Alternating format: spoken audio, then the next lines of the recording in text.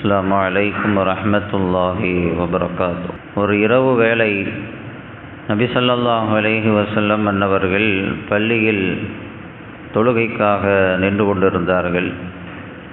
அவர்களை பார்த்த நபி தோழர்கள் அவர்களும் வந்து தொழுகைக்காக நின்று கொண்டார்கள். இப்படியே நாட்கள் செல்ல செல்ல மக்களுடைய கூட்டம் அதிகரித்து விட்டது மஸ்ஜிதில். அப்போ ஸல்லல்லாஹு அலைஹி வஸல்லம் அன்னவர்கள் ஒரு நாள் மக்களை பார்த்து சொன்னார்கள், ஹுது மினல் அஅமாலி மா துதீகூன், அமல்களில் உங்களுக்கு எது முடியுமோ அதை நீங்கள் எடுத்துக்கொள்ளுங்கள். எதை உங்களால் செய்ய முடியுமோ அதை நீங்கள் செய்து கொள்ளுங்கள். ஃபைன்னல்லாஹ லா யமல்லு ஹத்தா தமல்லு, நீங்கள் சடைந்து கொள்ளும் வரை அல்லாஹ் சடைந்து கொள்ள மாட்டான். வைன்ன அஹப்பல் அமாலி இலல்லாஹி மாதாம வைன் கல்ல, அல்லாஹிற்கு அமல்களில் ஆக சிறந்தது பிரியமானது எது நிரந்தரமாக செய்யப்படுகிறதோ அது. ரொம்ப குறைவாக இருந்தாலும் தொடர்ந்து நிரந்தரமாக நியமமாக எது செய்யப்படுகிறதோ அதுதான் அல்லாஹ்விற்கு ரொம்ப பிடித்தமானது. அதனால் எது உங்களால் தொடர்ந்து செய்ய முடியுமோ அந்த அளவுக்கு நீங்கள் செய்யுங்க. ஒரேடியாக ஒரு நாளைக்கு உட்காந்து தொழுதுட்டு வணங்கிட்டு அடுத்த நாள் ஒன்றுமே இல்லாமல் போயிடக்கூடாது. செய்தால் தொடர்ந்து செய்யுங்கள் என்று பெருமானார் ஸல்லல்லாஹு அலைஹி வஸல்லம் அன்னவர்கள் சொன்னார்கள். இங்கே ஒரு வார்த்தை ரொம்ப கவனிக்கத்தக்கது. ஃபைன்னல்லாஹ லா யமல்லு ஹத்தா தமல்லு, நீங்கள் சடைவடையாத வரை அல்லாஹ் சடைய மாட்டான் அப்படின்னு சொல்கிறான். பொதுவாக நாம் எப்படி நடந்து கொள்கிறோமோ அப்படித்தான் அல்லாஹும் நம் விஷயத்தில் நடந்து கொள்வான். நாம் நன்மையான காரியங்களில் ஆர்வமாக ஈடுபாடாக இருந்தால் அதற்கு கூலி வழங்குறதுலையும் அல்லாஹு தஆலா ரொம்ப ஆர்வமாக இருப்பான், ஈடுபாடு காட்டுவான். நாம் உற்சாகமாக இருந்தால் அவனும் உற்சாகமாக இருப்பான். நாம் யோசித்தோம் அப்படின்னு சொன்னால் அவனும் யோசிக்க ஆரம்பிச்சிருவான்.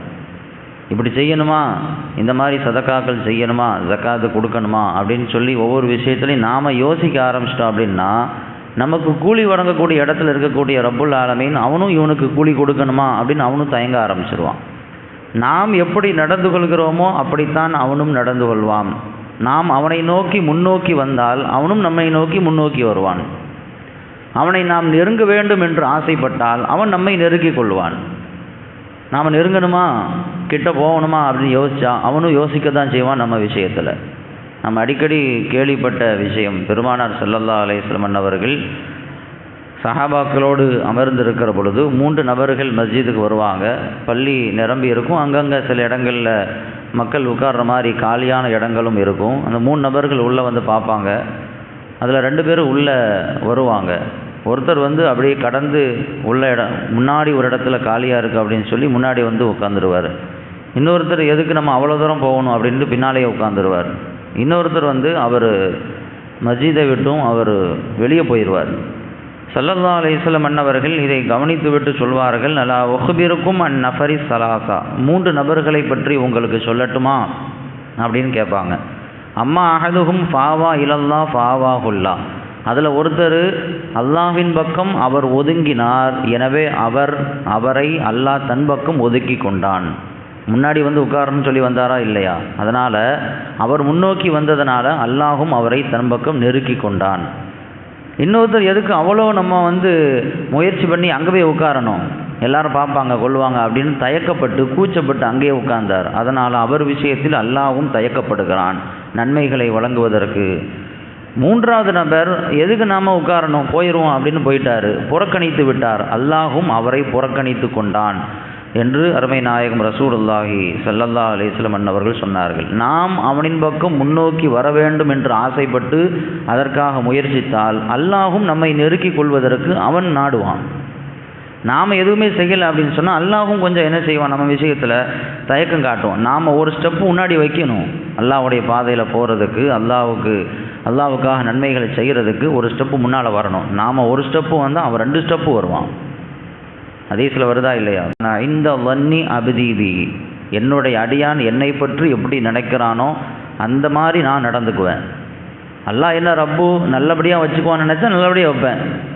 நான் என்ன வந்து அல்லாஹ் வந்து அப்படி வைக்க மாட்டான் அப்படின்னு சொல்லி நினச்சா நானும் அப்படி தான் நடந்துக்குவேன். வான மழகு இதா தக்கரணி, என்னை அவன் நினைவு கூர்ந்தால் நான் அவன் கூட இருப்பேன். என்னை அடியான் நினைக்கும் பொழுதெல்லாம் அவன் கூட நான் இருப்பேங்கிறான். ஃபைன் ஜக்கரணி ஃபி நஃப்சிஹி ஜக்கர்துஹு ஃபி நஃப்சி.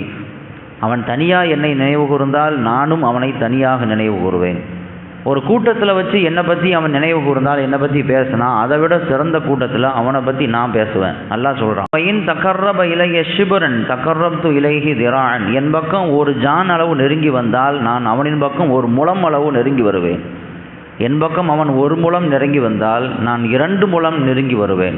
என் பக்கம் அவன் நடந்து வந்தால் அவன் பக்கம் நான் ஓடி வருவேன் அப்படின்னு சொல்கிறான். நடந்து வர்றது ஓடி வர்றதுன்னு அல்லாஹ் கால் இருக்குதுன்னு விளங்கிடக்கூடாது. அல்லாஹ் உருவமற்றவன். நாம் ஒரு ஸ்டெப்பு எடுத்து வச்சோம், முயற்சி செய்கிறோம் அப்படின்னு சொன்னால் நமக்கு நன்மைகளை வழங்குவதற்கு, அவன் பக்கம் நம்மை நெருக்கி கொள்வதற்கு அவன் இன்னும் 2 ஸ்டெப்பு எடுத்து வைக்கிறான். நம்ம பக்கம் அவன் ரொம்ப ஈடுபாடு காட்டுறான் அப்படின்னு அர்த்தம்.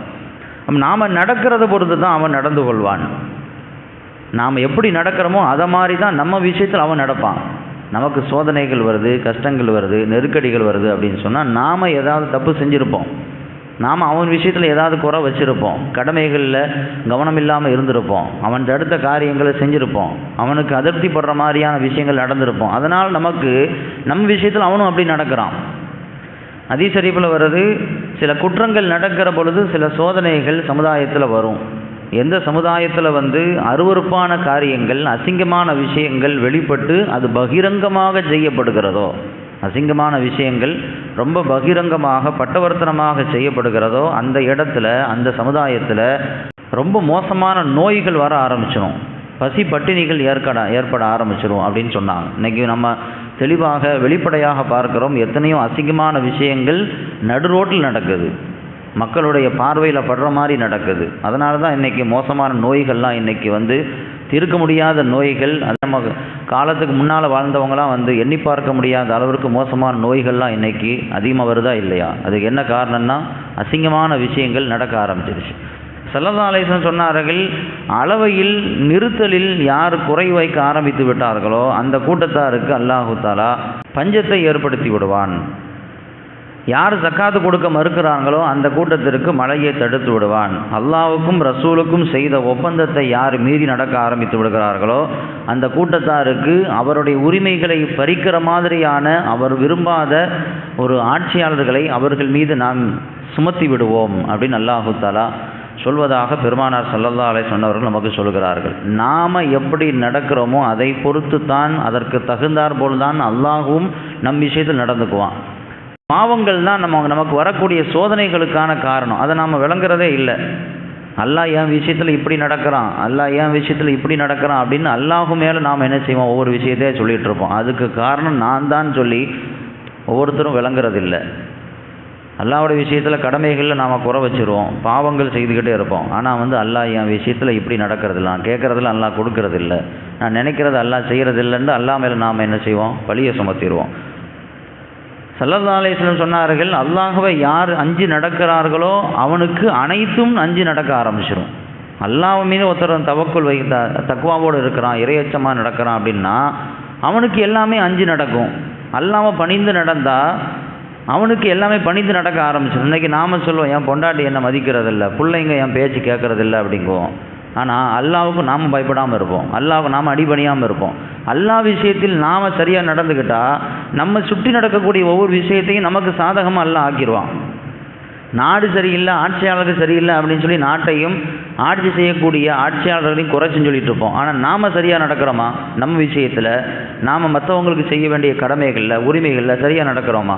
நாம் சரியாக நடந்தால் நமக்கு ஆட்சி செய்யக்கூடிய ஆட்சியாளர்களையும் அல்லாஹ் சரியாக வைப்பான். ஹஜ்ரத் அலி ரலியல்லாஹு தஆலா அன்ஹு காலத்தில் நிறைய குழப்பங்கள் ஜாஸ்தி ஆயிடுச்சு. ஃபித்னாக்கள், அகீதாவுக்கு மாற்றமான கொள்கை கூட்டங்கள்லாம் உருவாக ஆரம்பிச்சிருச்சு. அப்போ ஒருத்தர் ஒரு மோசமான எண்ணத்தோட அலி ரலியல்லாஹு தஆலா அவங்கள்ட்ட கேட்டாராம், அமீருல் முஃமினீன் அவர்களே, உங்கள் காலத்தில் தான் இந்த மாதிரிலாம் குழப்பங்கள்லாம் நடக்குது, ஃபித்னாக்கள்லாம் வந்துருச்சு, ஃபசாதுகள்லாம் ஏற்படுது, மோசமான கூட்டங்கள்லாம் உருவாயிருச்சு. உங்களுக்கு முன்னாலேயே ஆட்சி நடந்துச்சா இல்லையா? அபூபக்கர் ரலியல்லாஹு ஆட்சி செஞ்சாங்க, உமர் ரலியல்லாஹு தஆலா ஆட்சி செஞ்சாங்க. அவங்க காலத்துலாம் ரொம்ப நல்லா இருந்துச்சு, இப்படிலாம் குழப்பங்கள் நடக்கலையே. உங்கள் காலத்தில் தானே இப்படி குழப்பம் நடக்குது, அப்போ உங்கள் ஆட்சி சரியில்லை, நீங்கள் சரியில்லை அப்படின்ட்டு குறை சொல்கிற நோக்கத்தில் ஒருத்தர் அலி ரலியல்லாஹு தஆலா அவங்கள்ட்ட பேசினார். நீங்கள் சரியில்லாதனால தான் இப்போ குழப்பங்கள் நடக்குது. அன்னைக்கு அபூபக்கர் அவங்க சரியாக இருந்தாங்க, உமர் ரலியல்லாஹு தஆலா சரியாக இருந்தாங்க, அதனால் அவங்க காலத்தில் இப்படிலாம் குழப்பங்கள் நடக்கலை அப்படின்னு அவர் அவரை குத்தி காட்டுற விதமாக பேசினார். அப்போ அலி ரலியல்லாஹு தஆலா அதுக்கு தகுந்த பதில் கொடுத்தாங்க. அலி ரலியல்லாஹு தஆலா மிகச்சிறந்த அறிவின் வாசல் அல்லவா, என்ன கேள்வி கேட்டாலும் அதற்கு டப்புன்னு பதில் சொல்லுவாங்க. இப்போ இப்படி சொன்ன உடனே அவங்க சொன்னாங்களாம், அபூபக்கர் ரலியல்லாஹு தஆலா அன்ஹு அவங்களும் உமர் ரலியல்லாஹு தஆலா அன்ஹு அவங்களும் ஆட்சி செய்யும் பொழுது எங்களை மாதிரி ஆட்களுக்கு அவங்க ஆட்சி செஞ்சாங்க, எங்களை மாதிரி நல்லவங்க இருந்தாங்க. இப்போ நான் ஆட்சி செய்கிறது உங்களை மாதிரி ஆட்களுக்கு ஆட்சி செய்கிறேன், அப்போ எப்படி இருக்கும்? அன்னைக்கு அபூபக்கர் தானே அவங்க ஆட்சி காலத்தில் எங்களை மாதிரி நல்லவங்க இருந்தாங்க, அதனால் ஆட்சி நல்லா நடந்துச்சு, ஃபித்னாக்கள் இல்லாமல் இருந்துச்சு, குழப்பங்கள் இல்லாமல் இருந்துச்சு.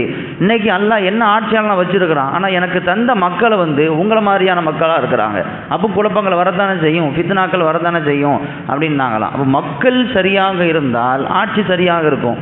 இன்றைக்கி நாம் நம்ம இடத்துல நிறைய குறைய வச்சுட்ருக்குறோம், குறைய வச்சுக்கிட்டு ஆட்சியை குறை சொல்லிக்கிட்டே இருக்கிறோம். ஆட்சியாளர்கள் தப்பாக தான் இருக்கிறாங்க, அதே சமயத்தில் நாமளும் நம்மை சரியாக அமைத்து கொள்ள வேண்டும். நாம் சரியாக இருந்தால் நமக்கு அல்லாஹ் தரக்கூடிய ஆட்சியாளர்களையும் சிறப்பான முறையில் தருவான். நம்முடைய குறைகளை நாம் முதல்ல ஒத்துக்கணும்.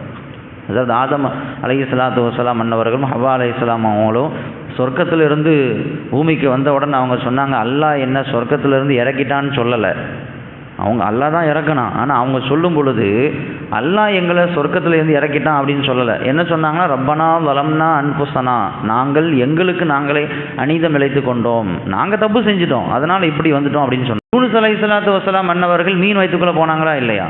அல்லாஹ் எங்களை இந்த இடத்துக்கு கொண்டு வந்து நிறுத்திட்டான்னு அவங்க சொல்லலை, அல்லாஹ் தான் நிறுத்தினான். ஆனால் அவங்க பயன்படுத்தின வார்த்தை என்னன்னா, நான் தப்பு செஞ்சுட்டேன், என்னிடத்தில் குறை இருக்கிறது, அதனால் இந்த நிலைமைக்கு நான் வந்துட்டேன்னு சொன்னாங்க.